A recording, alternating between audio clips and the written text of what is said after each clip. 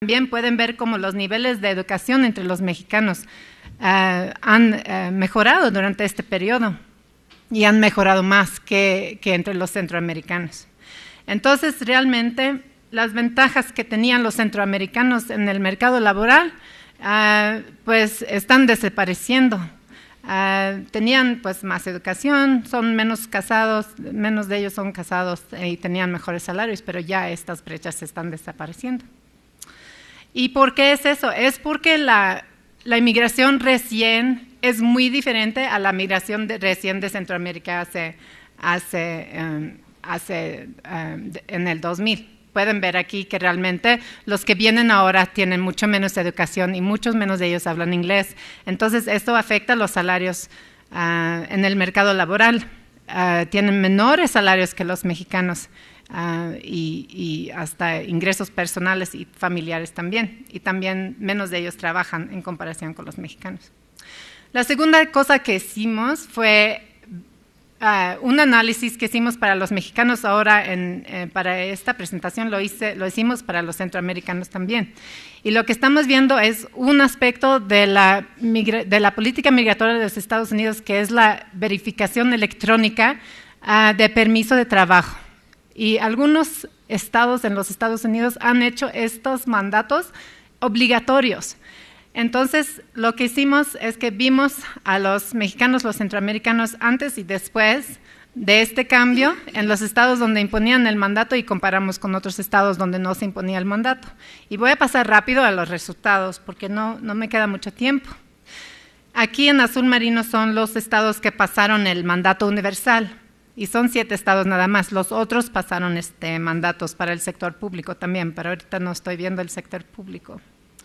Lo que puedes esperar de un mandato donde obligan al empresario a verificar el permiso de trabajo del inmigrante, pues obviamente una demanda reducida por cuestiones del empresario, ya no quieren contratar a los indocumentados, pero también entonces el empleo debería de caer y tal vez los salarios también, pero lo que también puede ser que es la oferta laboral también puede caer, entonces no sabes exactamente si los salarios van a caer sí o no, pero el empleo debería de caer. Entonces, ¿qué vimos? Voy a pasarme rápido. Usamos el CPS de los Estados Unidos, que es el ENOE de allá, y escogimos como un grupo de inmigrantes que son más probables de ser indocumentados. Y aquí son los resultados para los mexicanos.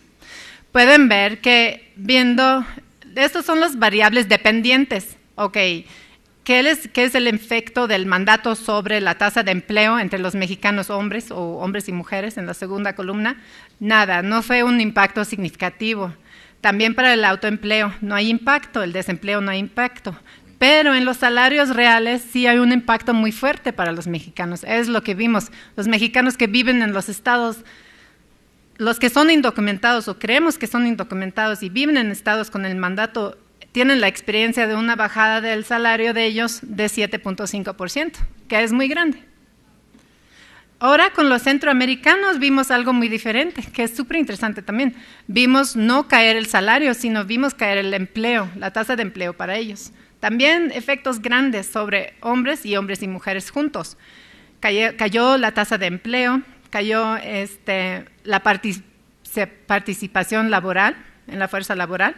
No hubo efectos sobre los salarios.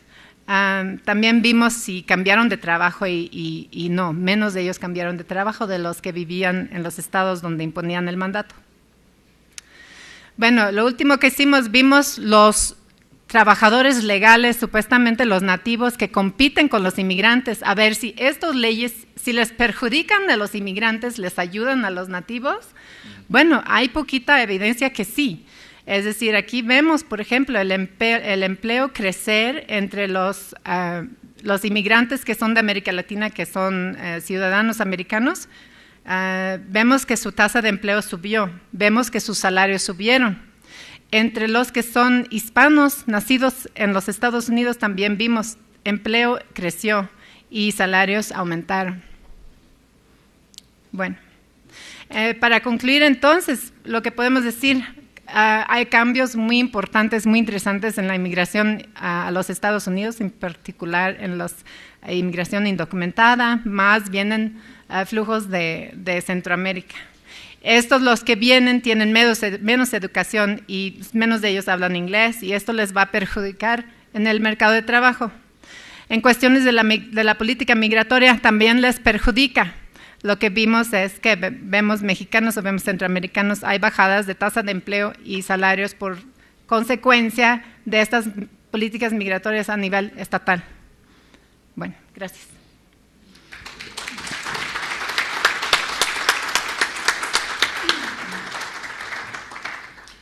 Muchas gracias también a Pía y, bueno, especialmente por orientarse al futuro estudio de este tipo.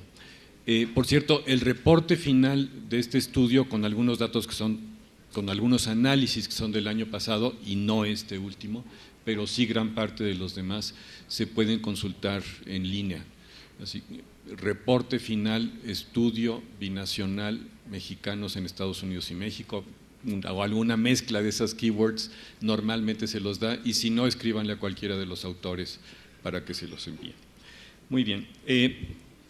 Silvia Giorguli en este escenario prácticamente no necesita presentación, es una sociodemógrafa de muchas cosas, pero de la educación, entre otras un interés muy especial en la educación de los migrantes en México y también de los migrantes en Estados Unidos, y ella fue de los líderes en el estudio de educación sobre la educación de los migrantes mexicanos en Estados Unidos y a su retorno, y en algunos casos de sus hijos en México. No sé si vas a hablar de eso también en 15 minutos, pero bueno, obviamente no necesita más presentación. Adelante y muchas gracias. Bueno, muchas gracias, Agustín. Me da mucho gusto poder presentar en este foro. Voy a empezar con una disculpa porque preparamos la presentación para un poco más larga, entonces voy a cortarla, entonces espero que salga bien. Como decía Agustín, lo que yo voy a presentar es resultado de un trabajo conjunto de un equipo binacional, que justamente teníamos el objetivo de dar una mirada binacional al tema del bienestar educativo de los niños y jóvenes que están vinculados de alguna manera con la migración. Era un equipo además formado por demógrafos, sociólogos y expertos en educación, entonces eso también le dio mucha riqueza. Empezaré con algunas definiciones conceptuales y analíticas cuando nos planteamos quién era la población a la que nos estábamos refiriendo. Y decía, bueno, estamos viendo a niños y jóvenes expuestos de alguna manera a la migración. Entonces, en realidad es una población bastante heterogénea y con situaciones y necesidades específicas. En ese sentido, ubicamos, analíticamente separamos a la población de menores que está en México, y entre ellos el grupo que es migrante ellos mismos, que serían los niños y jóvenes inmigrantes retornados o nacidos en Estados Unidos, y los niños que no son migrantes, pero que están expuestos a la migración a través de la migración de otros, ya sea razones de separación familiar cuando los padres migran, cuando algún familiar, o porque viven en comunidades de alta exposición a la migración. Y el otro gran grupo de población que tenemos pues es los niños y menores en Estados Unidos, que de la misma manera tenemos un grupo que son migrantes ellos mismos, que llegaron niños y jóvenes mexicanos en Estados Unidos, que sería primera generación, o más preciso, como presentaba también Jennifer Glick en la mañana, generación 1.5, y los hijos, nietos y descendientes de mexicanos en Estados Unidos. Entonces nos abocamos a la tarea de intentar sistematizar lo que sabemos sobre esta población, y en específico lo que sabemos en términos del bienestar educativo de esta población. Bienestar educativo entendido por cómo les va en términos de asistencia, en términos de logro, en términos de desempeño, en los resultados de las pruebas estandarizadas que ahora hay, tanto en México como en Estados Unidos, y viendo a los niños y a los menores en un entorno complejo, en donde cuando uno hace la revisión de la literatura, y yo quería enfatizar esto, no hay una direccionalidad clara del peso de la migración sobre la educación. O sea, hay aspectos que te dirían, bueno, es que posiblemente hay un efecto más positivo o hay un efecto más negativo, y me voy a ir muy rápido en esta gráfica. Por ejemplo, recursos familiares. A lo mejor la migración aumenta los recursos familiares del hogar y eso permite o facilita el tránsito de los jóvenes por la escuela, pero a lo mejor también modifica el entorno de aprendizaje de una manera que genera desventajas para los jóvenes, ¿no? Por ejemplo, si hay una situación de separación familiar o de modificación de la estructura familiar por la migración de los niños o de los adultos, pues a lo mejor eso tiene un efecto negativo en su trayectoria educativa. Y bueno, pues así nos fuimos, me voy a ir muy rápidamente por razones de tiempo, pero viendo como los diferentes aspectos en donde, como digo, no deja de, como ya mencioné, no deja de haber una tensión como para poder decir, bueno, la migración es positiva o es negativa, ¿no? O sea, en realidad no podemos llegar a una conclusión de este tipo. Me voy a ir rápidamente a los resultados que tenemos para cada una de las poblaciones en México y Estados Unidos. Esto es una conjunción tanto de investigación en la que los del grupo estábamos involucrados, como de resultado también una revisión de la literatura que hay sobre el tema. Como mencionaba, en el caso de México hay niños y jóvenes en hogares migrantes y hay niños que son migrantes ellos mismos. Los resultados del censo del 2010 nos arrojaban las cifras que aquí se presentan. O sea, hay un número muy importante de menores que viven en hogares donde hay migrantes o donde se recibieron remesas, y hay toda una literatura sobre el impacto de las remesas en la educación de estos jóvenes, que serían cerca de 2 millones, son la columna, la segunda y la tercera, y luego los menores que son migrantes ellos mismos, donde el grupo más grande, como ya mencionó también Jeff, y bueno, también mejor vinculado un poco con las presentaciones anteriores, pues tenemos más de 500,000 de nacidos en Estados Unidos que están migrando con los padres. ¿Qué es lo que sabemos del bienestar educativo, de la situación educativa de esta población? Si muy general, bueno, también voy a mencionar que varían los resultados, depende si estás viendo asistencia, logro o desempeño educativo, pero muy en general, aquí está Chele, que creo que también habrá tenido resultados a lo mejor no necesariamente coincidentes. Lo que sabemos, por ejemplo, es que el trabajo cualitativo nos dice que los niños nacidos en Estados Unidos que están viniendo a México, en campo uno sabe que tienen problemas para integrarse al sistema educativo mexicano, ya sea por registros administrativos, ya sea porque tienen problemas para que los maestros los acepten, los compañeros los acepten. Sin embargo, todavía tienen tasas de asistencia mayor que los no migrantes o que los niños que estuvieron expuestos a la migración de otras formas. ¿Quién sería el grupo más vulnerable entre los que están expuestos a la migración? Los niños migrantes retornados y los migrantes circulares, y bueno, no incluía en esta gráfica, pero teníamos los datos para los niños centroamericanos y son como los 3 grupos con mayores problemas para insertarse a la escuela y mantenerse en la escuela. En términos de las remesas, como yo decía, la investigación es contradictoria, ¿no? Yo creo que ahí hay ciertos matices, pero lo que también hemos encontrado es que el efecto de la migración es mayor para los varones que para las mujeres, ya sea positivo o negativo, ¿no? Pero hay un peso más fuerte en términos de la migración sobre hombres. Ahora, yo mencionaba que en este trabajo vimos otros indicadores y en general, por ejemplo, encontramos que hay factores que median la relación entre migración y educación. Por ejemplo, en la medida en que la migración modifica la estructura familiar, los resultados son distintos. Entonces encontramos que cuando los padres han migrado, un padre o ambos padres, el caso más severo es cuando ambos padres han migrado, o el efecto más fuerte también es cuando solo la madre está ausente. Aquí estoy presentando un ejemplo de pruebas estandarizadas en México, y bueno, lo que encontramos es un efecto un poco paradójico. Cuando hay algún pariente dentro del hogar que ha migrado, los resultados son más altos, pero cuando los padres han migrado, los resultados en las pruebas estandarizadas son más bajas. Y el efecto es más fuerte cuando uno ve, lo vimos por modalidades de escuela secundaria, en el caso de o el efecto es todavía más severo cuando uno ve el caso de telesecundaria. Entonces, lo que estamos encontrando es que hay 2 factores que median esta relación entre migración y educación. decía la estructura familiar y también el entorno de oportunidades educativas del contexto local. En este caso, por ejemplo, telesecundaria, y ahorita les voy a enseñar ya para terminar con la parte de México, esta gráfica en donde veíamos, por ejemplo, cuál era la participación y el apoyo que recibían los jóvenes de los padres, relacionado también con migración, y ahí se ve claramente el efecto de la falta de apoyo familiar en el caso de jóvenes en telesecundaria cuyos padres los dos migraron. Me voy a ir, bueno, uno de los objetivos centrales del estudio, como mencionaba Agustín, era derivar recomendaciones de política. En el documento hay muchísimas, yo nada más hice una síntesis aquí de las principales, y entonces, bueno, la primera recomendación que tenemos es la necesidad de enfoques binacionales, pero por la forma en la que estructuré la presentación me voy a concentrar en las de México.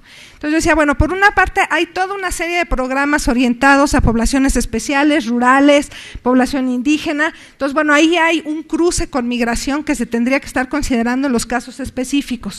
Entonces, cualquier acción, y eso tiene que ver con lo que presentó la subsecretaria y la pregunta de Agustín, cualquier acción orientada a la educación de los migrantes tiene que estar vinculada con la política educativa de orden federal, y ahí pues la coordinación intersectorial con la Secretaría de Educación Pública pues es básica. Y lo otro, bueno, la necesidad de explorar y diseñar acciones especiales en comunidades de alta emigración dependiendo de las características de la zona. Todavía nos falta trabajo para identificar regiones, municipios, escuelas. Las necesidades son distintas entre los niños que están llegando a zonas urbanas, a niños que están llegando a las zonas rurales, que eran las comunidades de origen de sus padres. El entorno educativo es diferente, pero también el entorno en términos de capital social. A lo mejor en algunos lados tienen más familia extendida que los acoja, en los otros no. Entonces todavía hay mucho trabajo que hacer ahí, pero en términos de identificar las necesidades, y también mencionamos la necesidad de analizar sinergias con otros programas sociales actuales, hacer accesibles los programas especiales a los niños migrantes y sus familias, y un punto que es central, que también mencionó Agustín en su pregunta, y que yo creo que es más sencillo, que es la parte de identificar y responder a los retos administrativos que enfrentan los menores para poderse integrar al sistema educativo mexicano. Ay, voy a tomar aire. Ok. Bueno, ahora me voy a la población de Estados Unidos, y aquí entro a un terreno un poco pantanoso, pero ya Jennifer hizo una buena exposición en la mañana, creo que va a haber sinergia entre lo que ella presentó y lo que vamos a decir. Entonces decíamos, en el caso de la población mexicana, la población mexicana o descendientes de mexicanos, tendremos entonces los dos grupos, y vamos a ver cómo interactúan en términos de bienestar educativo. Bueno, ya Jeff presentó algunos datos, yo nada más complementaría. Cuando uno suma todas las generaciones de inmigrantes que tienen alguna vinculación, ascendencia mexicana, que son mexicanos, pues son 8.4 millones, de ellos el mayor grupo es la generación 2 y 2.5, o sea que ambos padres o uno de los padres es mexicano. Y hay una serie de cosas que ya sabemos y que Jennifer enfatizó hoy en la mañana, que es el cruce en las desventajas o los factores de riesgo dentro de la escuela para la población mexicana o de origen mexicano en Estados Unidos.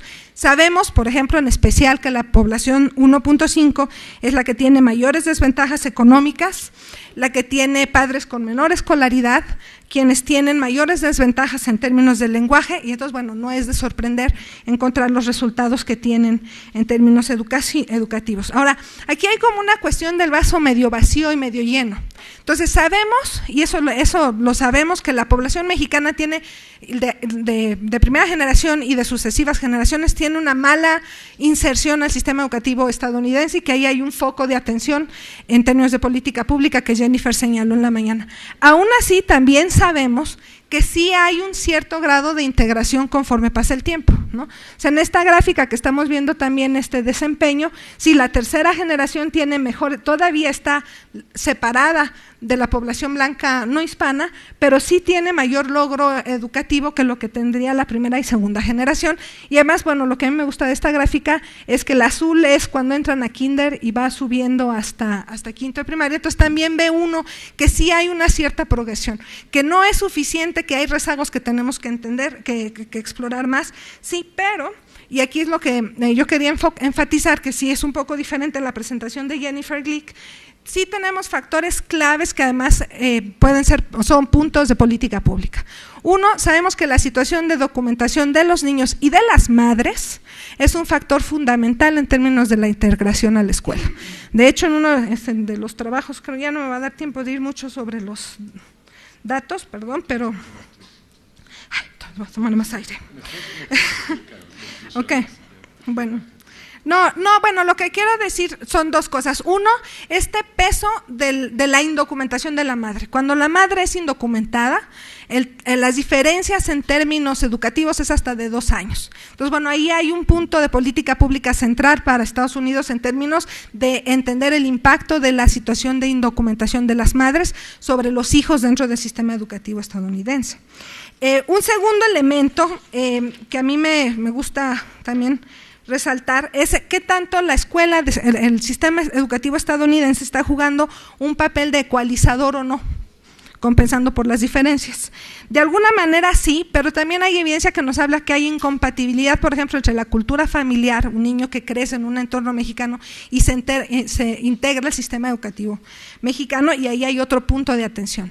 Y finalmente, para que no sea todo el escenario negativo, hay otro aspecto que los compañeros de educación trajeron, que le llaman la paradoja inmigrante en educación. Es decir, bueno, los mexicanos tienen desventajas, pero tienen una ventaja en términos de competencias sociales y emocionales en educación. Entonces, cada vez más hay una investigación en educación que nos dice que el entorno familiar, las competencias sociales de comunicación, de respeto, etcétera, son importantes en términos del desempeño en la escuela. Y esa tendría que ser una ventaja comparativa de la población mexicana. De hecho, uno de los aspectos en las recomendaciones de política que tenemos dentro del grupo es que se tendría que buscar más cómo capitalizar esa ventaja en términos de la trayectoria educativa de los niños mexicanos o de ascendencia mexicana. Y ya me voy rápido a las conclusiones, a las recomendaciones de política para Estados Unidos. Bueno, como decía, necesidad de un enfoque que recupere las ventajas de la población mexicana en la escuela, integrar las necesidades de las poblaciones migrantes específicas en la discusión de las evaluaciones y modificaciones al sistema educativo. Por ejemplo, hay un gran debate en términos de la educación bilingüe. Aprobar legislaciones federales que apoyen la trayectoria educativa de los estudiantes de origen mexicano y faciliten su integración. Ahí está el DREAM Act, las opciones para obtener la ciudadanía de los niños y de los padres, apoyo financiero y asignación de profesores de alta calidad, entre muchas. Como mencionaba, el documento es amplio en estas. Y ahora sí, para cerrar, como decía, creo que ha sido una experiencia, o sea, que sí es necesario tener este enfoque binacional. Decía, hay un programa que se llama The Students We Share, o sea, esta idea de los menores que compartimos en este ir y venir, y creo que aún hay una agenda de investigación muy amplia para desarrollar en este campo. Gracias.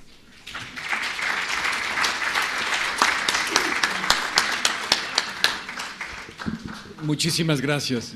Espero que nadie tenga ataque de corazón ahorita. Te hice correr muchísimo.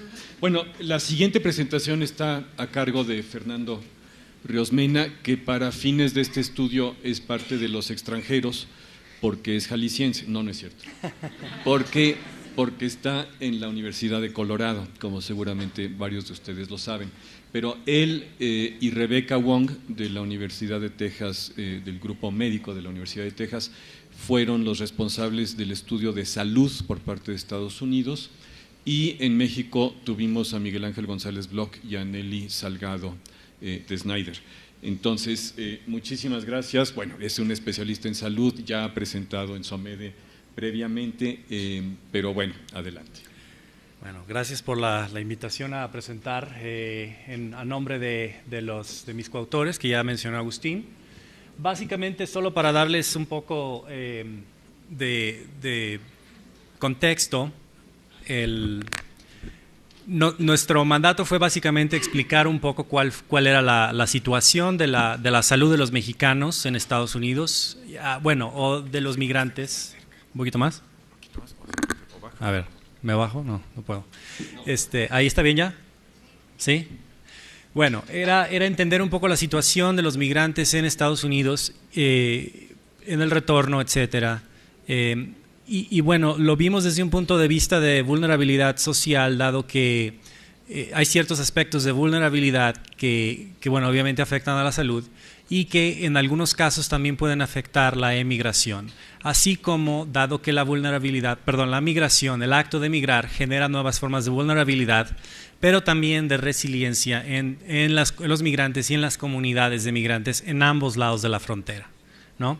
Entonces, básicamente, dado estas diferencias, les voy a presentar un panorama no solamente entre los dos países como se ha hecho en el caso, por ejemplo, de educación, con distintas poblaciones, lo vamos a hacer también en términos de las etapas del proceso migratorio, ¿no? Y lo que hicimos fue una revisión exhaustiva, o tan exhaustiva como pudimos, de la literatura, y me voy a permitir la desfachatez de presentarlo con datos de mi investigación, dado que son los que les manejo mejor, ¿no? Pero básicamente resumen lo que les estoy presentando con estos datos de mis investigaciones, resumen básicamente lo que hemos encontrado con la literatura en general, y les puedo mencionar un par más de estudios si tuviera tiempo, pero por cuestiones de tiempo, básicamente lo que voy a hacer. Voy a explicar un poco al final las implicaciones que esto tiene en términos de política pública, sobre todo de salud, pero social también, en ambos lados de la frontera, si es que tuviera tiempo, probablemente no, pero bueno. Vamos nada más a presentar muy destiladas esas conclusiones, mucho más destiladas.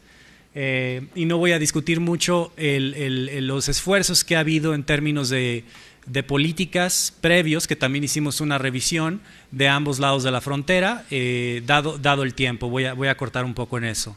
Pero ha habido mucho más, ustedes se imaginarán que ha habido mucho más enfoque en el lado mexicano en términos de tratar de solucionar el problema, limitados en cierto sentido por falta, de recursos y por otro aspecto también de la naturaleza del proceso, pero mucho más intentos, por lo menos, del lado mexicano que del lado americano, en particular con poblaciones vulnerables. En general con poblaciones vulnerables, no solamente con población de migrantes. Este es el resumen básicamente de los resultados del proyecto en términos de las distintas etapas del proceso migratorio, desde la comunidad emisora hasta, y el tránsito, que para los mexicanos es mucho menos problemático que para los centroamericanos, desde luego, pero voy a presentar un poquito, o voy a hacer un poco de alusión a los centroamericanos. La dirección de la relación significa si es más favorable la salud o menos, y en general tenemos un grupo de comparación que tiende a ser utilizado como una especie de contrafactual en términos de qué hubiera pasado si, por ejemplo, no existe la migración, o qué hubiera pasado, principalmente, ¿no?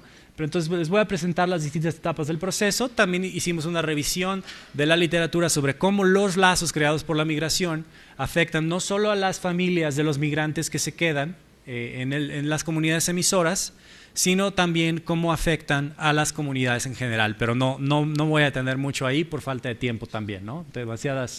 Demasiadas etapas. Entonces, empezando con la primera, en la comunidad, al emigrar, hay ciertos aspectos, obviamente, aunque la emigración no es la más alta en las comunidades más marginadas, sí hay cierto grado de marginación y de vulnerabilidad que está asociado con algo de emigración.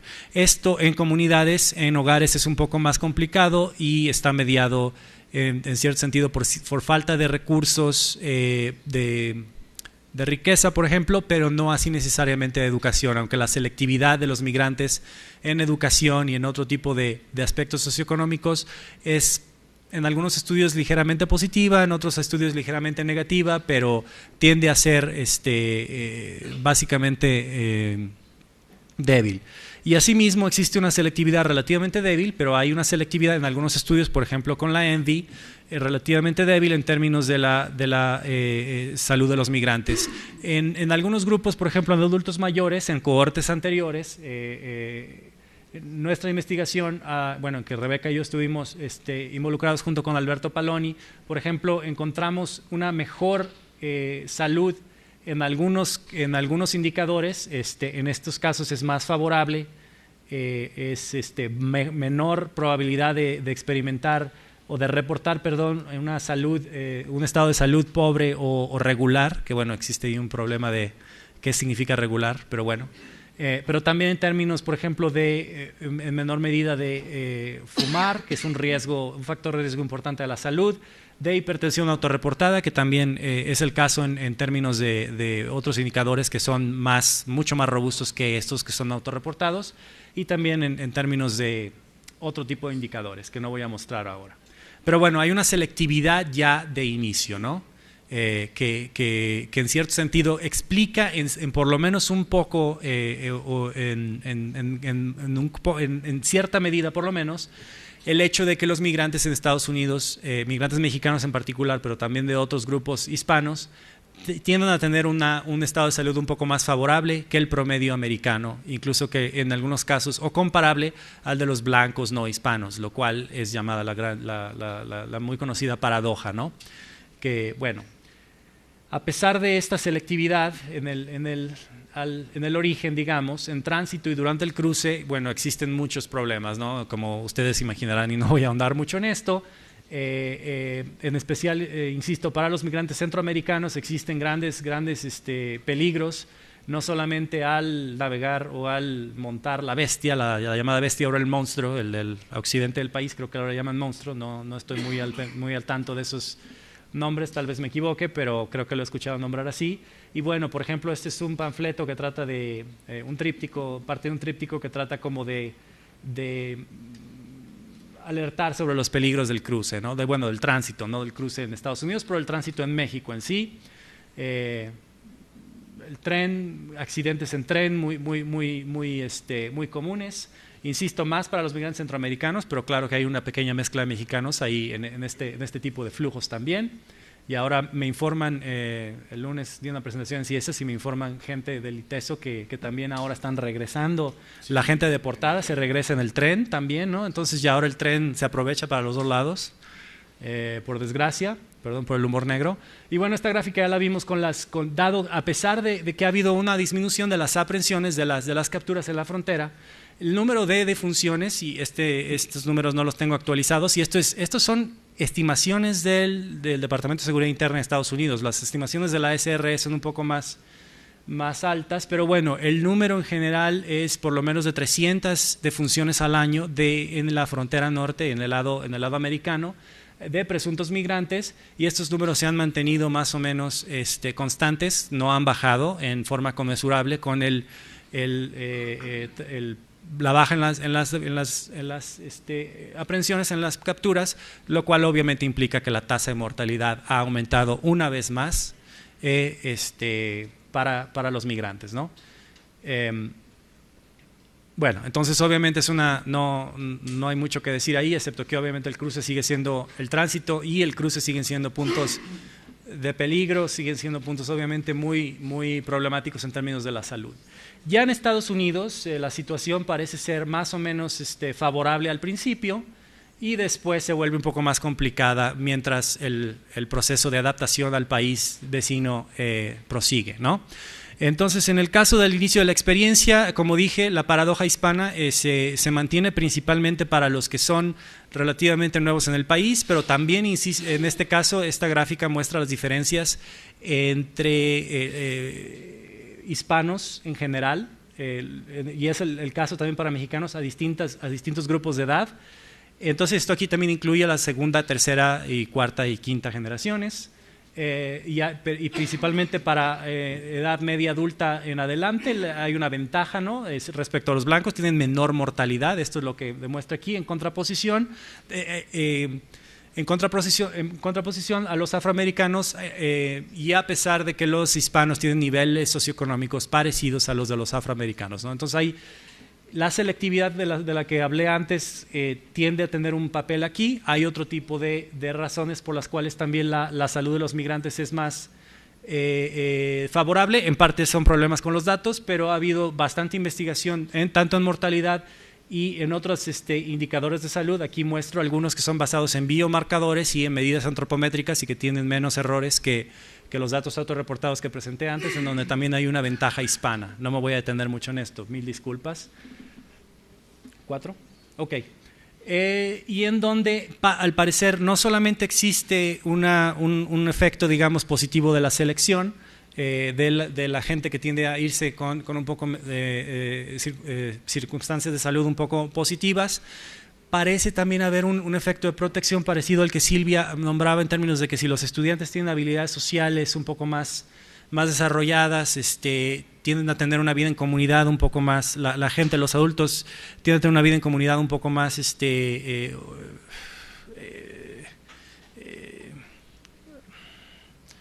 ordenada, o cómo decirlo, bueno, en donde la comunidad mexicana o la comunidad de coétnicos ayuda a, digamos, protege a la salud de los migrantes en cierto sentido. Esa es la idea, dado que algunas investigaciones han encontrado que, por ejemplo, los mexicoamericanos que viven en barrios que tienen mayores concentraciones de mexicanos tienden a tener mejor salud, mucho mejor salud en algunos casos, que aquellos mexicoamericanos en general, que viven fuera de estos barrios, a pesar de que estos barrios también tienen menor nivel socioeconómico, menos recursos en general, menos estructura que ayudaría a la salud.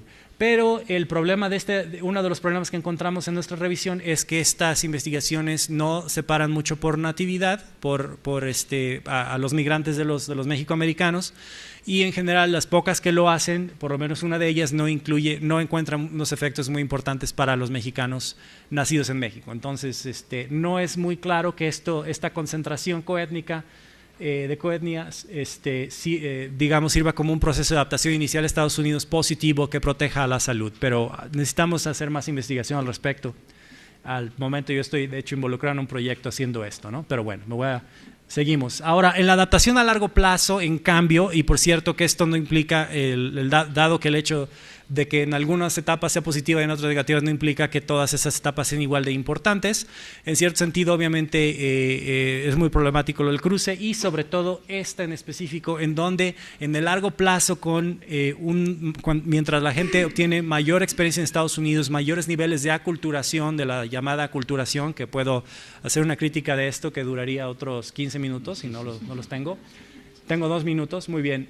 En el largo plazo, se vuelve un problema, ¿no? La salud. En muchos tipos de medidas de salud, empezando por dieta, las dietas se empobrecen en ciertos sentidos, hay un menor consumo de frutas y verduras, más consumo de alimentos procesados, ese tipo de cosas que conllevan un aumento en la obesidad, la cual no es problemática excepto que está relacionada con mayores enfermedades de tipo cardiometabólico, por ejemplo. Entonces, bueno, es un factor de riesgo, aunque no solamente la gente obesa tiene problemas de este tipo, pero sí llega a ser tiende a tener un gran efecto. Ahora, la literatura en salud se ha enfocado demasiado, a mi parecer, no estoy hablando aquí por mis coautores, insisto, me estoy aquí tomando un par de libertades, en el asunto de la aculturación, cuando hay otras desventajas muy claras que son estructurales y que son menos estudiadas en la literatura, son menos apuntadas en la literatura, y por eso no salieron a nuestra revisión, pero que tienen que ver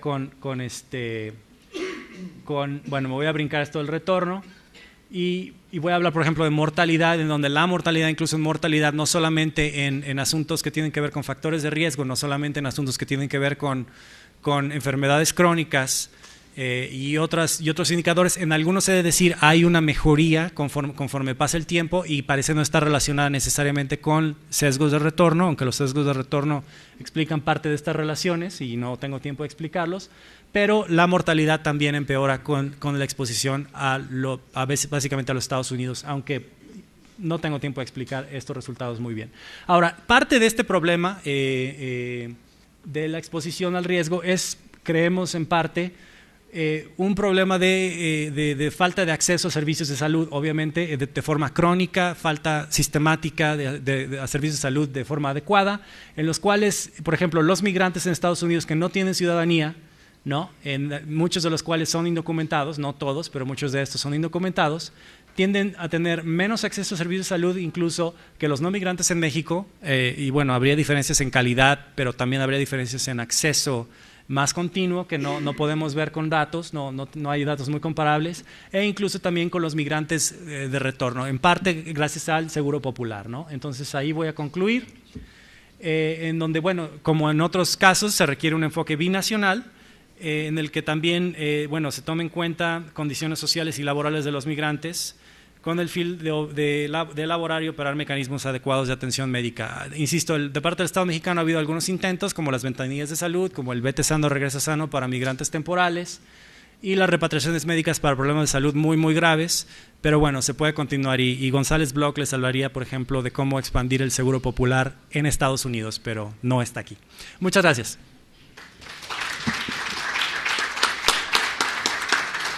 Muchísimas gracias. Quiero darles las gracias a los ponentes porque no han tomado más tiempo que el que hubiéramos tomado de otra manera, pero sí tengo que ser muy duro con el tiempo, lo lamento mucho. La última expositora que representa al estudio binacional también es muy conocida en la iberoamericana. Se trata de Graciela Teruel, economista, especialista en medición de la pobreza, política social, evaluación y, en este caso, una persona que nos va a hablar de uno de los análisis de la encuesta nacional de niveles de vida de los hogares que ella codirige. Bueno, muchas gracias. Ya perdí la mitad del auditorio, o sea que me imagino que los que están aquí están porque están interesados. Voy a tratar de ser muy rápida. La verdad es que este es el estudio menos binacional de los estudios. Es un estudio que realmente se enfoca más en la parte mexicana y no en la parte de Estados Unidos. Bueno, ¿cuál era la pregunta que nos hacíamos y que nos motivaba, sobre todo en este capítulo? Es si existía diferencias en el acceso a programas sociales entre hogares con y sin migrantes. Ha habido como mucha discusión en torno a que los programas sociales en México financian la migración, sobre todo la migración de estudiantes y de gente joven hacia los Estados Unidos, sobre todo específicamente el programa Oportunidades, que da una transferencia a las familias en dinero, y la idea es que esa transferencia pudiese estar ayudando a financiar el cruce hacia los Estados Unidos. Entonces, ¿cuál es el objetivo de este estudio? Es investigar la relación entre la migración internacional y el acceso a la participación en programas sociales. Bueno, este estudio tiene como 3 partes, una parte etnográfica que se la voy a dejar, a Agustín, que les cuente rápidamente qué es lo que encontramos, y una parte muy descriptiva en donde lo que estamos tratando de hacer es ver en estas zonas de atención prioritaria que define el gobierno, es que donde viven los más pobres de los pobres en México, si efectivamente hay alguna correlación o no de programas sociales en estas y la migración en estas áreas.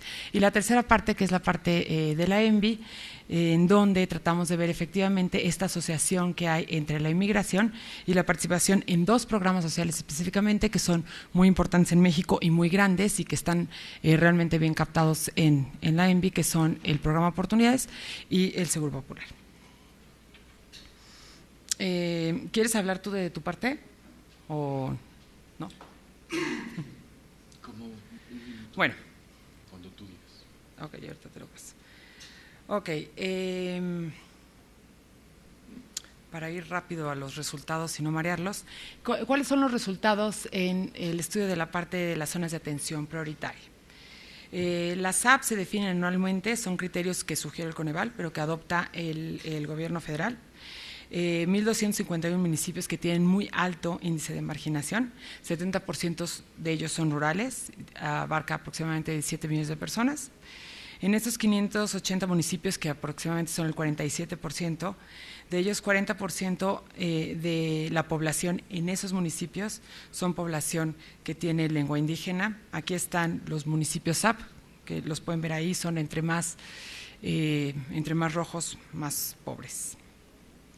Ok, los resultados. En estas encuestas SAP se confirma un patrón de migración que efectivamente es cambiante. Las zonas con alta concentración de pobreza muestran señales de tener migración internacional importante. Los hogares con experiencia en migración internacional tienen una mejor puntaje de índices de vivienda, una mejor puntaje en índices de vivienda y en índice de activos. O sea que aquellos obviamente que tienen más experiencias internacionales están más correlacionados con mejores condiciones de vida en general. Sin embargo, este grupo presenta déficits importantes en términos de acceso a servicios de tipo social y servicios educativos en particular. La cobertura de programas sociales en la SAP se puede mejorar, esta es una de las conclusiones que tenemos. oportunidades y seguro popular sobre todo. Sin embargo, los retos se encuentran en llevar programas sociales a lugares aún muy remotos. No se escucha, perdón. Los retos están todavía en llevar este tipo de programas, inclusive los grandes, como el Seguro Popular y el Programa Oportunidades, a lugares todavía muy remotos y muy alejados, en donde todavía estos programas no llegan. Aquellos hogares con déficit alimenticio, en términos de seguridad alimentaria, inseguridad alimentaria, tienen menor probabilidad de ser beneficiados por un programa social, aún ahora. Los hogares vulnerables experimentan barreras de entrada y de información en general, en términos de participación en programas sociales. Y no se encontró realmente una relación muy clara entre la migración internacional y los programas sociales. Ahora sí, la evidencia etnográfica, y rápido para que cuente lo de la ENVI. Con mucho gusto. Como parte de este capítulo hicimos un estudio de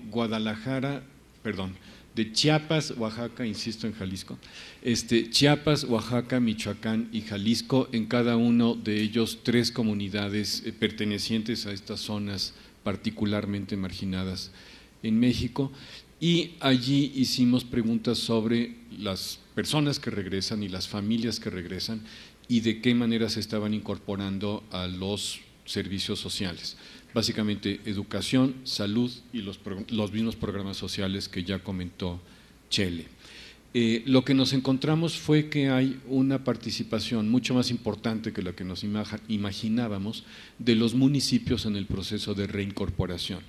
Esta participación básicamente en lo que consiste es en apoyar o en impedir el acceso a documentos de identidad.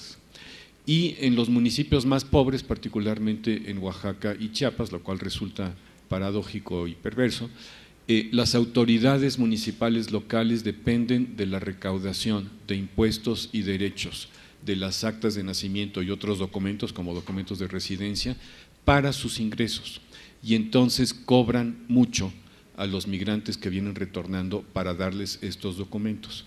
Además, las autoridades locales muchas veces ejercen derechos que no les competen, como por ejemplo directores de escuela que dicen sus hijos nacieron en Estados Unidos, aquí no tienen por qué venir a la escuela. O usted tiene una pensión de Estados Unidos, yo no le doy el acta de nacimiento de este municipio, aunque haya nacido aquí, porque las pensiones mexicanas son para los pobres mexicanos y usted ya tiene pensión. Entonces, decisiones que no les competen muchas veces son tomadas por ellos y entonces recomendamos que esto obviamente se atendiera. Perfecto, bueno, y la tercera parte del estudio que tiene que ver con la utilización de la ENVI, que es una encuesta nacional, que tiene 2 características principales. Una es que es multitemática, contiene información de muchos temas, entre ellos la participación en programas sociales, y la segunda es que es longitudinal, sigue la población a lo largo del tiempo. Y entonces lo que queremos hacer con esta base de datos es preguntarnos si existe una relación, no necesariamente causal, entre la migración y la participación en programas sociales. Bueno, entonces utilizamos esta base de datos que es realmente una excelente oportunidad para analizar este tipo de temas. Primero porque contiene información desde la línea de base, desde el año 2002, en donde todavía no existía la participación de la gente en el Seguro Popular y la expansión del programa de oportunidades se dio muy fuertemente después del año 2002. Entonces es una excelente oportunidad para tener como una línea de base en términos de quién participa en este tipo de programas sociales. Bueno, ¿qué es lo que vamos a estar haciendo? Creemos que hay al menos 2 canales a través de los cuales se puede estar dando este mecanismo o esta asociación entre estos 2 temas. Primero es que las transferencias condicionadas, como son las de oportunidades, pueden ser utilizadas, como les dije, para financiar la migración, incrementando la probabilidad de que alguien en el hogar migre porque financia el costo de la migración. Segundo, el programa de oportunidades condiciona las becas a la asistencia escolar de los niños. Entonces creemos que mientras los niños estén en la escuela, pues obviamente no van a estar migrando. Asimismo, oportunidades entrega las transferencias monetarias directamente a las mujeres, entonces creemos que esto podría estar inhibiendo la migración específica de las mujeres. Entonces, ¿qué es lo que estamos, aquí les estoy enseñando? Son la primera regresión, es un estudio más o menos econométrico, en donde lo que queremos estar haciendo es ver cuál es la probabilidad de estar en el programa de oportunidades o en el Seguro Popular sobre la migración. Y aquí son razones de momios, entonces si los coeficientes que ustedes ven son menores a 1, quiere decir que la relación es negativa. Entonces el estar en un hogar que se beneficia de oportunidades disminuye la migración hacia los Estados Unidos.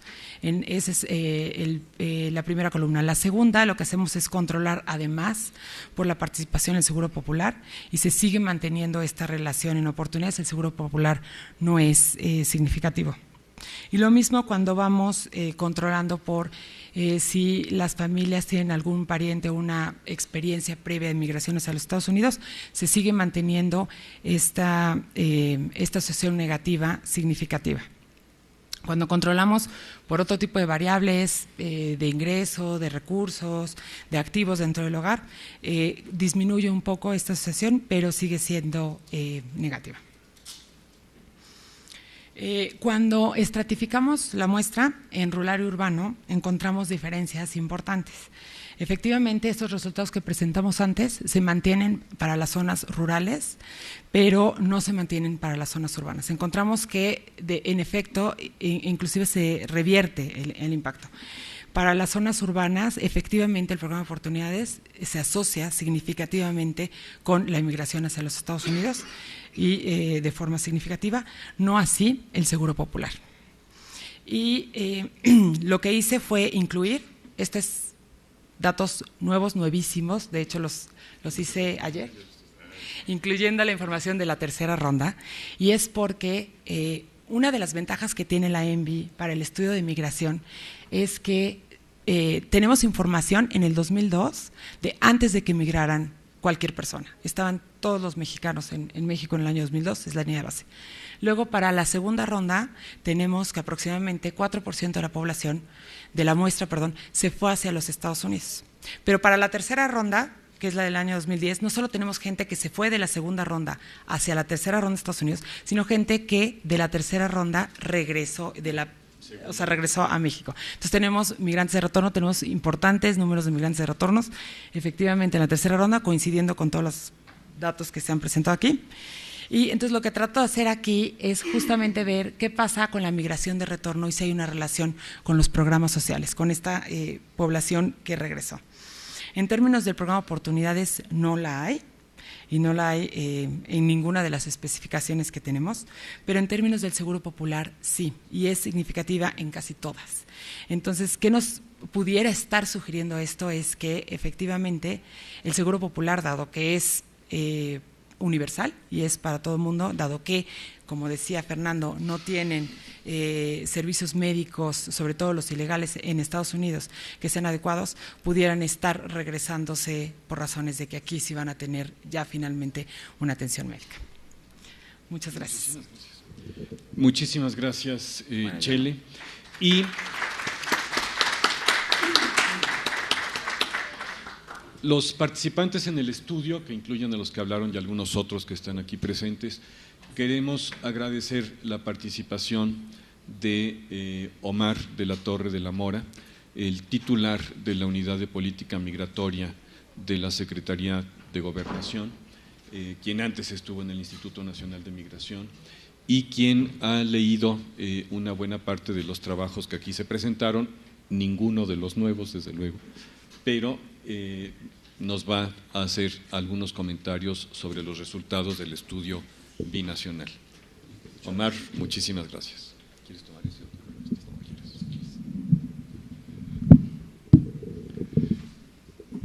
Muchísimas gracias, Agustín. Bueno, traía unas notas que es lo que me quiero basar principalmente, porque es un ejercicio que hicimos en relación a lo que puede ser el estudio binacional como una base para todo el ejercicio de planeación que se hizo en México en referencia al Programa Especial de Migración. Entonces, esto para nosotros es de alto impacto y queremos empezar a trabajar bases que puedan servir no solo para profundizar en muchos de los puntos que marca el estudio, sino también para proponer algunas nuevas estrategias que pudiéramos trabajar juntos. En primer lugar, sí quiero agradecer, por supuesto, a la Ciudad Mexicana de Demografía, a Carla Pedrecini, por supuesto, muchas gracias, Carla. También quiero particularmente agradecer a Agustín Escobar, que hizo posible también mucho que estuviéramos aquí en esta reunión. Y esto para nosotros, repito, es sumamente importante por lo que significa el programa especial de migración como una integración de lo que puede ser un compromiso de gobierno en relación a retomar lo que pueden ser propuestas de la sociedad civil, lo que la sociedad civil hoy en México madura lleva y a exigir y a plantear a las mesas, lo que se recoge en foros extensivos que se hicieron en todo México, incluso 3 en el exterior. El último nos sorprendió, Suiza pidió, levantaron la mano mucha gente en Suiza y nos pidió desde Zúrich que querían mandar aportaciones. Entonces, esto muestra lo que significa migración hoy en el mundo en relación al fenómeno mexicano. Entonces, es un honor estar aquí con todos y compartir esta última mesa con todos los investigadores y estudiosos del fenómeno migratorio en este hemisferio. Sí quiero mencionar rápidamente que el PEM, repito, reúne 11 indicadores, 195 líneas de acción, todas auditables. O sea, pasa de ser un ejercicio de buenas intenciones a un ejercicio de transparencia desde el inicio. Un ejercicio que no pretende explicar nada más por qué se van a hacer las cosas, sino por qué se originaron. O sea, de dónde se retomaron, con qué base tienen, y a partir de ellas el ejercicio de integración. Tratar de que sea un ejercicio sólido para México, que vaya dirigido, por supuesto, a crear política migratoria, que retome la metodología de las Naciones Unidas, tomó la metodología del PNUD, también tomó la metodología de la Organización Internacional de las Migraciones y, por supuesto, la metodología de la Secretaría de Hacienda en México, todas esas metodologías para poder salir con un programa especial de migración, que hoy, repito, es el compromiso de una administración. Programa especial de migración, ustedes lo conocen, la palabra especial surge de la ley de planeación y tiene que ver con una transversalidad. Especial significa en México, de acuerdo a la ley de planeación, ser transversal, ser multisectorial, ser multirregional y poder llevar a un plano de obligación lo establecido en este programa de migración. Entonces, es obligatorio para toda la Administración Pública Federal, 2014-2018, es un compromiso de gobierno. Y aparte es una introducción ya de obligación para todas las esferas de gobierno. O sea, a partir de ello, seguir trabajando con los gobiernos ahora estatales y municipales como signo de realidad de lo que puede ser el ejercicio de la integración social en materia migratoria. Entonces, quiero decirles a ustedes algunas cosas que recogimos mi equipo y yo en esta lectura y en este estudio de lo que significan las notas del estudio binacional. Para nosotros, aprovechando estas fuentes de información actualizadas y confiables, llevaron un análisis riguroso que da cuenta de la complejidad de las problemáticas que deben resolver los gobiernos de México y Estados Unidos para mejorar las condiciones de vida de las personas migrantes en el marco de la integración norteamericana para beneficio de ambas sociedades. Los temas que examina este esfuerzo académico binacional, como la dinámica demográfica, el empleo, la educación, la salud, la seguridad social y el acceso a los programas sociales, son centrales para el diseño de una política migratoria integral que propone nuestro país. Se trata de una política cuyo objetivo es construir un enfoque de gobernanza de las migraciones incorporada en los esfuerzos de desarrollo nacional y los mecanismos de los que dispone el Estado y la sociedad para llevarlos a cabo. El estudio muestra que la dinámica migratoria de México ha mostrado cambios profundos en los últimos años, como señalaba el maestro